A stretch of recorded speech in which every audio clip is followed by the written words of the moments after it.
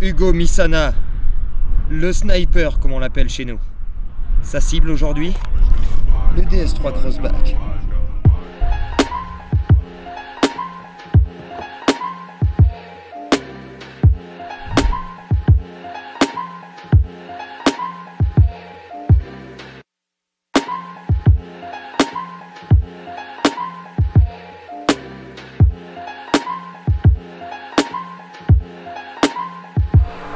Salut à tous les amis, j'espère que vous allez bien. Bienvenue au Billet Auto et bienvenue sur les hauteurs de la Turbie, juste à côté de Monaco, où Hugo, le génie derrière la caméra, et moi-même sommes en train d'essayer le nouveau DS3 Crossback, le petit SUV du segment B de DS qui fait son apparition et sans pression vient concurrencer les Audi Q2 et un petit peu plus éloigné, Mini Countryman.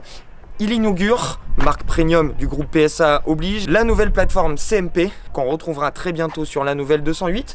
Et avantage de cette plateforme, elle a été conçue pour les moteurs essence et diesel, mais également pour l'électrique. Ce qui fait qu'on a pu jeter un petit coup d'œil sur la base militaire qui est juste là-haut, à DS3 Crossback E-Tense, version full électrique.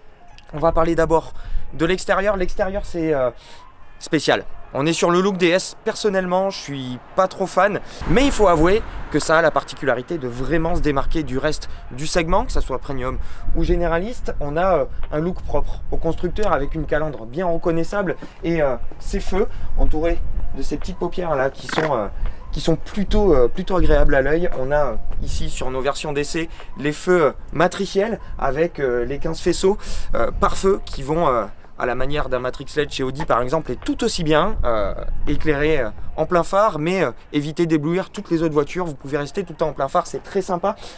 Question look, comme je vous disais, on a un avant assez rablé, assez ramassé, et on a en termes de proportion quelque chose de très sympa. 4,12 m de long, quasiment 1,80 m de large, un peu plus d'1,50 m de haut, et on a un flanc assez torturé, je dois avouer. On a cet aileron de requin ici, qui est un rappel direct à la DS3, qui va venir vraiment couper en plein milieu ce profil. Moi je suis pas fan, faut avouer que c'est c'est clivant on va dire, mais après avoir, question look, on sait que ça plaît. La DS3 fait un carton. DS3 Crossback a été plutôt bien accueilli pour l'instant en termes de look. À voir, ça c'est mon avis personnel, mais en tout cas à vous de vous faire votre idée. C'est très subjectif le look. On va terminer par l'arrière qui a été un gros point d'interrogation pour moi, parce que l'arrière j'aimais pas du tout, mais à force de vivre avec la voiture, ça fait 2 jours qu'on vit avec, et ben on s'y fait et on trouve ça même plutôt pas mal du tout. C'est 2-3 quarts arrière que je vais préférer cette DS3 Crossback esthétiquement parlant. Ensuite, on va continuer à faire un petit tour de l'intérieur, mais d'abord, on passe sur la route. C'est parti.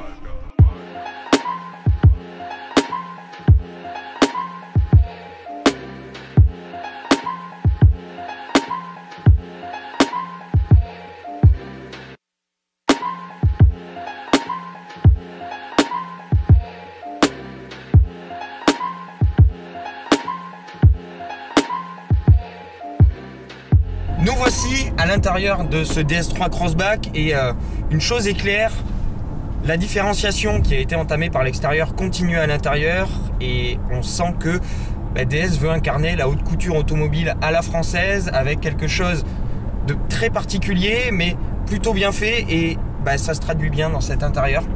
On a évidemment la signature du losange qui est repris, qui fait référence à la pyramide du Louvre par exemple, et c'est une forme qu'on va retrouver un petit peu partout dans cet habitacle. Compteur, aérateur, bouton sensitif sur la planche de bord.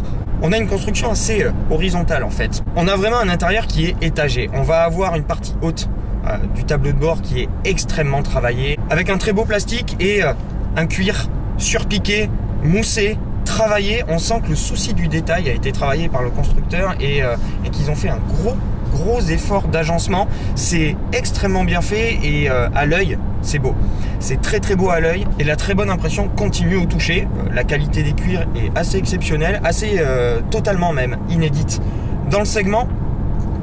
Là où le bas blesse, c'est les plastiques bas. Ils sont un petit peu cachés quand vous êtes au volant, vous les voyez pas, mais quand vous y attardez un petit peu, vous vous rendez compte que c'est pas à la hauteur de la définition de la voiture, c'est à la hauteur du segment, de ce qu'on peut retrouver ailleurs sur le segment, mais c'est pas tout à fait à la hauteur de ce à quoi on s'attend quand on voit la partie haute, qui est extrêmement réussie. On a la technologie qui est là. On va avoir un écran d'un petit peu plus de 10 pouces, très beau, très bien intégré sur cette planche de bord, qui fait un rappel avec le combiné d'instrumentation entièrement digital, avec des graphismes qui sont propriétaires à DS et qui sont extrêmement recherchés aussi. On est sur quelque chose de très stylé. On va avoir un volant, c'est toujours mieux pour conduire. Ouais. Il est rond d'ailleurs. Il est pas tout à fait. Pas tout à fait, on a un petit méplat. On a un volant un tout petit peu plus gros que chez le cousin Peugeot. On n'a pas de high cockpit ici et ça me plaît. Avec un petit méplat très agréable en main et extrêmement bien fini. On a des sièges qui sont absolument parfaits. Que ça soit en maintien, je m'y attendais pas, qu'en confort, extrêmement bien moussé. Et ici sur notre version Opera, on a une sellerie bien recherchée avec une inspiration bracelet de montre qui donne encore plus un côté exclusif à cet habitacle. On a le cuir patiné ici qui lui donne justement un aspect réellement haut de gamme, et on a à vivre comme ça réellement l'impression d'avoir une voiture du segment au-dessus en termes de qualité de finition, en termes d'ajustement, en termes d'ergonomie. Également, on va retrouver le levier de vitesse qu'on connaît, qu'on a découvert chez Peugeot, qui est super ergonomique, qui va commander la boîte EAT8, qui est disponible sur les deux versions qu'on a essayé ce week-end, à savoir le 130 chevaux 3 cylindres et le tout nouveau 3 cylindres 1,2 litre de 155 chevaux. On est à la hauteur donc globalement de ses concurrents et on les dépasse sur certains petits détails comme certains ajustements et puis le côté vraiment haut de gamme. À l'arrière, je m'attendais à être un petit peu claustrophobe avec l'aileron de requin qui renferme un tout petit peu les passagers arrière, et bon, finalement c'est plutôt clair, on se sent bien et on est assez bien installé pour un véhicule de 4,12 m de long. On a quand même pas mal de largeur au coude et au genou. La hauteur au toit aussi, on est bien, pour peu que vous fassiez pas 2 mètres, vous ne serez pas du tout engoncé dans cette voiture.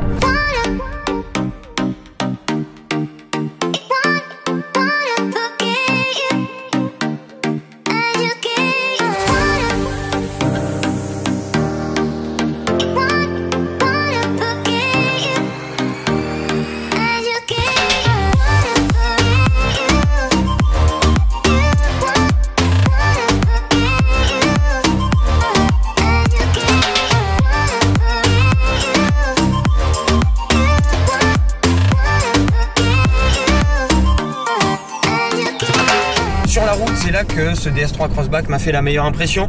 On est clairement sur une auto qui est agréable à conduire en ville. La voiture est agile, un très très bon rayon de braquage et des motorisations pour celles qu'on a pu essayer, donc le 130 chevaux et le 155 chevaux, plutôt adaptés, sachant qu'il y aura 2 diesels de disponibles, un 100 chevaux et un 130 chevaux. Le 100 chevaux en boîte méca, le 130 avec la boîte EAT8. En attendant, le DS3 Crossback e-Tense qui arrivera en fin 2019, dont on va reparler un tout petit peu plus tard. Vous sortez de la ville, vous arrivez sur les grands axes, tout se passe très bien, le système de conduite semi-autonome de niveau 2 fonctionne bien, la voiture garde les distances, elle reste dans la file, au milieu, ça met du couple à votre place dans le volant, ça prend des courbes à votre place, tout se passe sans le moindre souci, extrêmement bien insonorisé et un excellent confort de suspension, très bien doublé par les sièges, extrêmement confortable, donc une bonne voyageuse et de manière assez surprenante d'ailleurs, parce que on est sur un confort de roulement de la catégorie supérieure. On va aller chercher un Audi Q3 sans aucun souci, voire un BMW X1 en termes de silence de fonctionnement. Une fois que vous en avez fini avec les grands axes et que vous êtes sur de la nationale ou de la départementale et que ça commence à tourner, moi c'est là que ça me faisait peur. C'est là qu'elle me faisait un petit peu peur. Et au final, j'ai été très très agréablement surpris. On a un 1,2 litre 155 chevaux sur lequel je vais me concentrer, qui est étonnant pour un 3 cylindres. Il est coupleux, volontaire, la voiture rechigne pas à la tâche. Faut rappeler qu'on est sur une voiture plutôt légère, on est sur un petit peu plus de 1200 kg, ce qui est très bon pour une voiture de ce gabarit. Et la suspension, on retrouve cette plateforme CMP qui servira par la suite à Peugeot. Et je trouve que DS a incorporé un tout petit peu de Peugeot dans le châssis. Et quand je dis ça, c'est un très bon point pour moi. Mais on garde le style DS. C'est-à-dire qu'on a une voiture qui est amortie de manière plutôt souple, qui encaisse extrêmement bien tous les raccords, les nids de poules, les ralentisseurs, etc.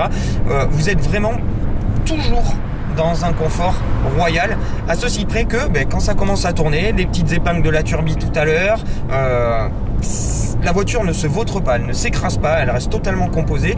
On a une direction qui est plutôt précise, même si ça manque cruellement de remontée, et on peut mener la voiture sur des allures même un petit peu dynamiques sans aucun souci et sans à aucun moment se sentir en danger ou sentir qu'on va trop vite. Et ça, c'est le très bon point de cette DS3 Crossback.